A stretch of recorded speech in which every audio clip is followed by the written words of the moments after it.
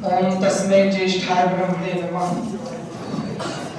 तस्य दुदाय नराशन साय मुहम्मदाय अति दयालु सतत कृपालु ब्रह्मनिष्ठा हिरण्य गर्भः संवर्ततावरे भूतस्य जातमति एकम आसीत् सदाधार पृथ्वी दवामु देवानु कस्मै दिवाय हविषा विदे। प्रिय साथियों, आज के इस आधारपूर्ण कार्यक्रम में मेरी वार्ता का विषय किसी धर्म या किसी मजहब या किसी सरहद का नहीं बल्कि पूरी इंसानियत का साझा उसूल है। वो उसूल है इस्लाम में समानता तथा न्याय।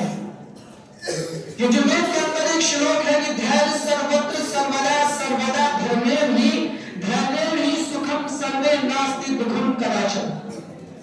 प्रिय साथियों, इस्लाम एक विस्तृत दीन तथा जीवन के लिए संपूर्ण मार्गदर्शिका है जिसकी बुनियाद न्याय, समानता, नैतिकता एवं चरित्र की पवित्रता है।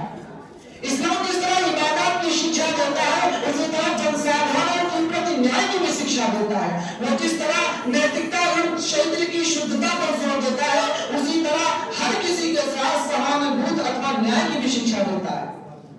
इस्लाम कोई रस्मी कानून नहीं है, इस्लाम कोई रस्मी कानून नहीं है और ना ही किसी विशेष राष्ट्र का कल्चर है।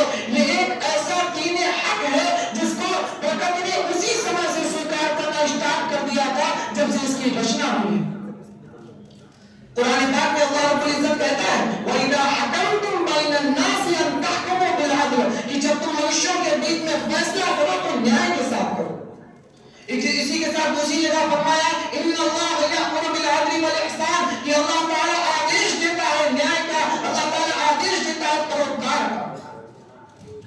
प्रिय साथियों, ये घोषणाएं पूरी दुनिया में मानव अधिकार की घोषणा है। ये सिर्फ मुसलमानों तक सीमित नहीं है, परंतु इन सब बातों के बावजूद आज की मीडिया इस्लाम को बदनाम करने का प्रयास कर रही है।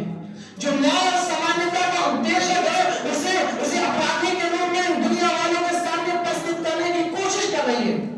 मैं कहना चाहता हूँ इस्लाम के खिलाफ षड्यंत्र रचने वाले इन वर्तमान समय के दज्जालों से तथा मुस्लिम वेशभूषा की आड़ में इन दज्जालों का साथ देने वालों से तथा कई खुदाओं के ऊपर की आस्था रखने वालों से कि तुम्हें अल्लाह रब्बुल इज्जत का कलाम पाक समझ नहीं आता, कोई बात नहीं है। तुम्हें मोहम्मद सल्लल्लाहु अलैहि वसल्लम जिनके बारे में यजुर्वेद कहता है इस्मल्लाहु मिल्ले मित्रो तत्ताई लल्ले मित्रो पे दस्तामया, अल्लाह रसूल मोहम्मद का बरस से उनकी हदीसें पहले नहीं पढ़ती, कोई बात नहीं है। तुम उपनिषद ही बोल रहे थे जिसमें कहा गया है अयम निजात में तिकरना गुच्छे तशाम उदार चरितानाम तुम असुदा कुटुंबम, जिनमें साफ ज्ञात है कि ये मेरा है वो पराया है। ऐसी बातें छोटे हिंदू वाले लोग करते हैं। उदार चरितानाम तुम असुदा कुटुंबम, लेकिन उदार चरित्र वालों के लिए पूरी पृथ्वी एक परिवार की तरह है।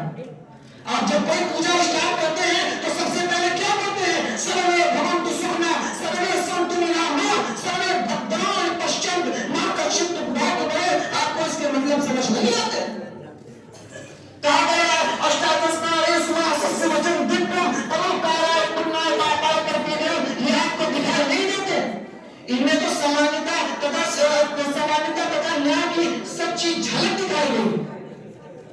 हमें पता है आपको क्यों नहीं दिखाई देते, हमें समझ में आता है आपको क्यों नहीं दिखाई देते हैं, क्योंकि आपने अपने शास्त्रों, अपने वेदों, अपने उपनिषदों से ज्यादा इसके संचालक एवं इस व्यवहार के लोगों को अपना प्रिय अस्त्र समझ बैठे, जिसका नुकसान ये हुआ कि न्याय और समानता तो बहुत दूर की बात है, आपको जो इंसानियत से भी कोसों दूर कर दिया और आपके मस्तिष्क में जो फिट किया है वो फिट ये किया है वो रामचरितमानस की भेदभाव वाली चौपाइयां, दोनों गवार सूत्र पशुनारी सकल तारणा के अधिकारी, और दूसरी चौपाइयां क्या है?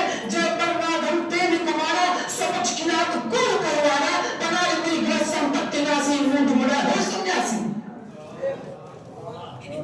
जब आप अपने मस्तिष्क में ये फिट करेंगे तो आपका हाल क्या होगा?